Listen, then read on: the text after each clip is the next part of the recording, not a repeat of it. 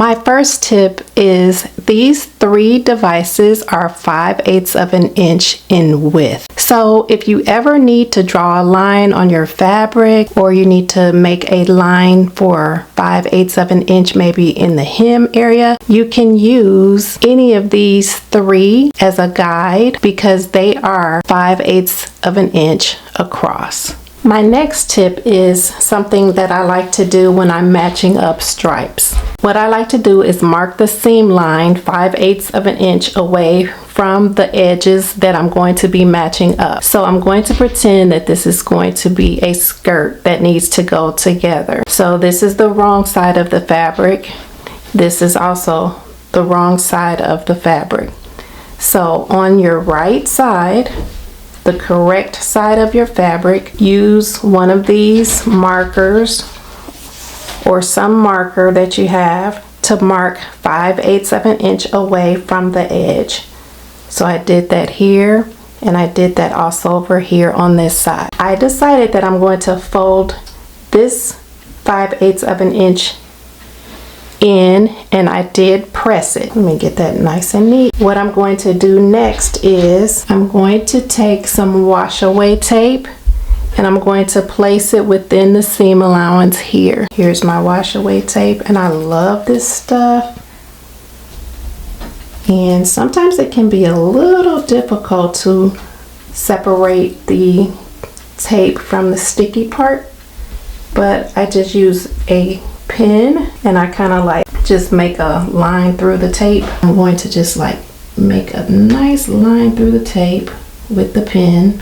This is just a sharp pin, and that creates a line in the tape, a separation, and then I can just peel it up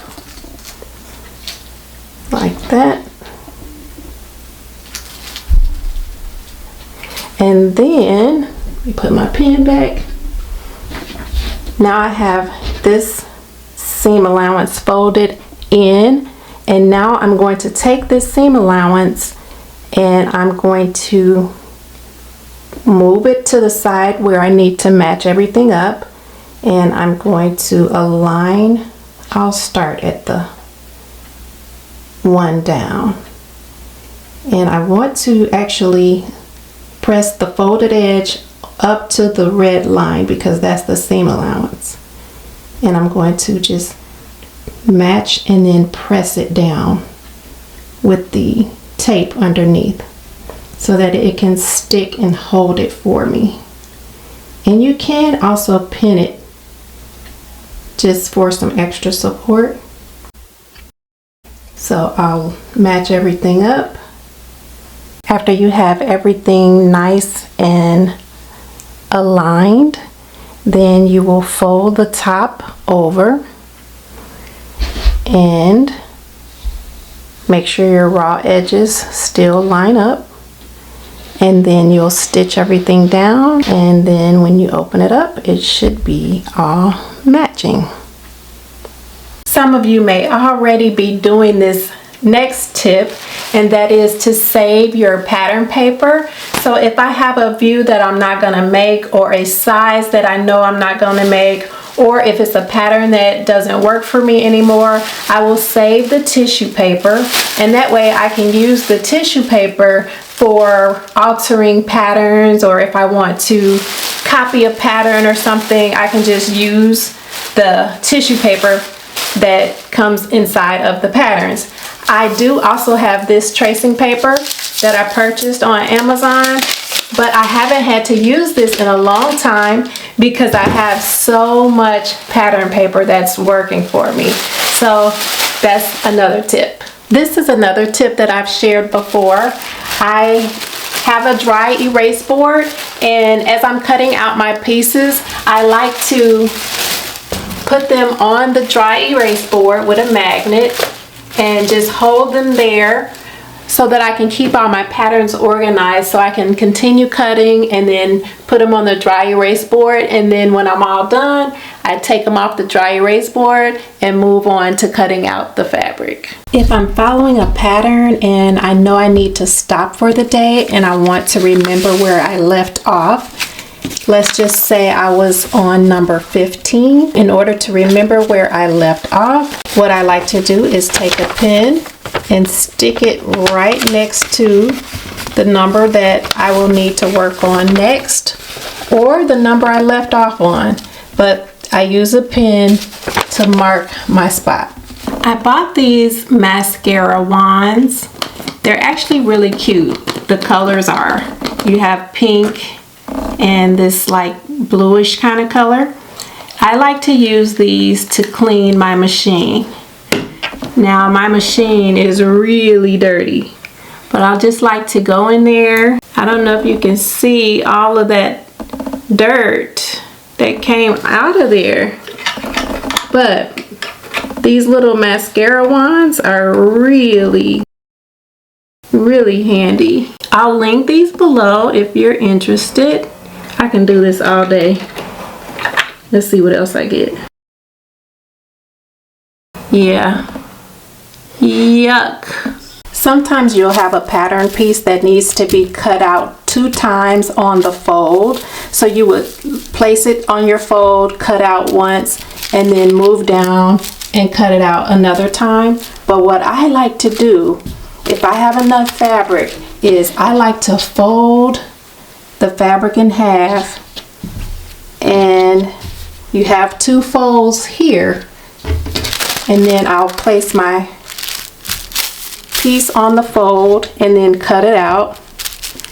And then when I cut it out, I'll mark all my marks. But the whole point is, when I'm done, I'll have the 2 pieces that I need.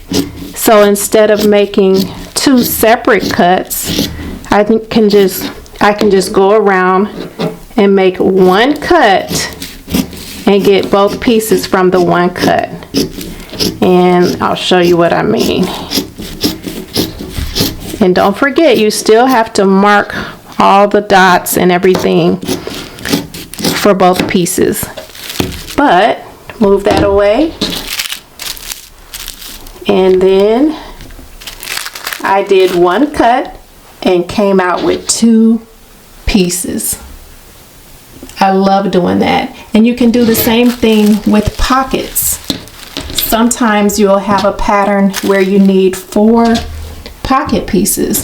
So instead of cutting out this piece once, which you can do, but what I like to do is I'll fold the fabric over another time like this, put my pattern piece down, cut around, and then when I'm done, I'll have all 4 pieces. There's a ship that I found out about that goes, well, it goes back and forth. It leaves from New York and goes to the UK, and then you can take it from the UK back to New York. Do you think that that would be fun, like for us to do, like as a vacation at some point? Would you like to? No. You wouldn't? No. Dang, I thought, I'm in the wrong lane. I thought you would. Why not? Have you seen the Titanic? Yeah. Okay. But the likelihood of that happening again is slim to none. But they've been doing it for years, so you wouldn't want to do it? Dang, I thought for sure you'd be like, yeah. Dang. I work. I mean, we would schedule it, you know what I mean? And make a vacation out of it, but you're not down? No, not really. Oh. Dang, I was all excited. I don't know if you want, no, that's different if you want to go out. For real? Yeah. The only thing is it's a long cruise, and they don't stop. Like, they just go straight there. But I think it's like 7 or 8 days to get there. Of course, you have all the activities on the cruise like normal. Mm-hmm. But would you be down for like 7 or 8 days on the water just straight? Yeah, if that's what you want. Oh. Okay, I'll think about it, because I thought it was cool. But if you're not down, then maybe we'll just do something different, you know? My name's Adrian. I'm gonna be your server. Can I get drinks in? Just Just water, please. No lemon. No lemon? Got it. Chips and salsa? That's what we. Yes. We're at Chili's. I got up and made breakfast this morning, and we have not eaten since then. And we're starting out with chips and salsa, and then I'll probably just get maybe beans and rice, but we'll see.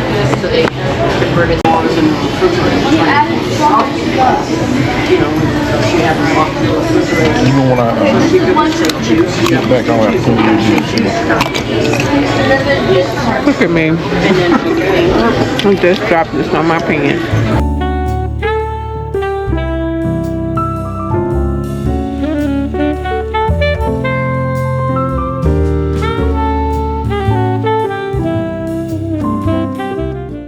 Thank you. I thought you had fajitas. Oh, you got fajitas and that? This is the side that comes with it. That's the side? Okay. So here are my tortillas.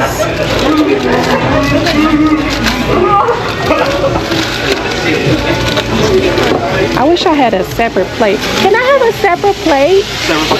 Thank you. Don't forget the guacamole. Thank you. All right. Get my silverware.